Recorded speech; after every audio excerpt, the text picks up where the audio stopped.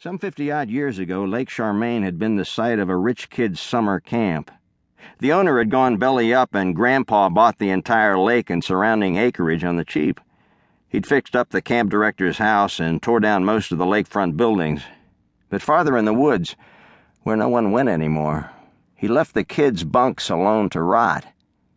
My sister Linda and I used to explore them, sifting through their ruins for old treasures, playing hide-and-seek, daring ourselves to seek the boogeyman we were sure watched and waited. Elizabeth rarely joined us. She liked to know where everything was. Hiding scared her. When we stepped out of the car, I heard the ghosts. Lots of them here, too many, swirling and battling for my attention. My father's won out. The lake was hold your breath still, but I swore I could still hear Dad's howl of delight as he cannonballed off the dock, his knees pressed tightly against his chest, his smile just south of sane.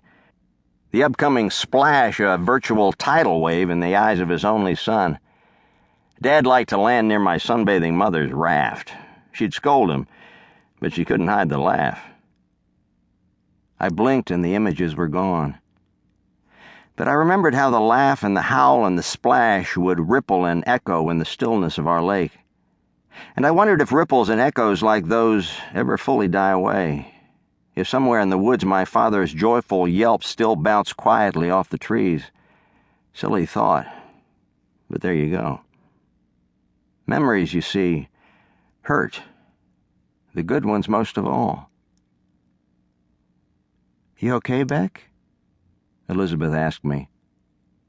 I turned to her. "I'm going to get laid, right?" "Perv." She started walking up the path, her head high, her back straight. I watched her for a second, remembering the first time I'd seen that walk.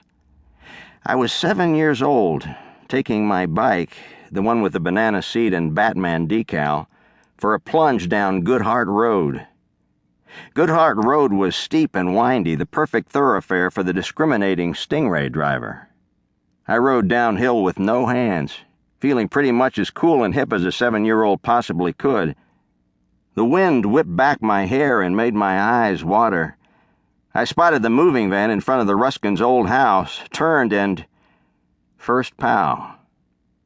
There she was, my Elizabeth, walking with that titanium spine, so poised even then, even as a 7-year-old girl with Mary Jane's and a friendship bracelet and too many freckles.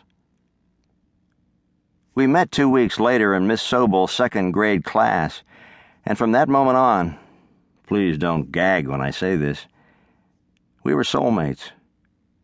Adults found our relationship both cute and unhealthy, our inseparable tomboy kickball friendship morphing into puppy love and adolescent preoccupation and hormonal high school dating.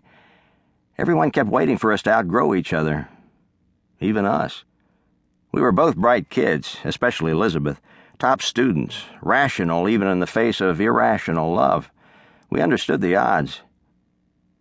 But here we were, 25-year-olds, married 7 months now, back at the spot when at the age of 12, we'd shared our first real kiss.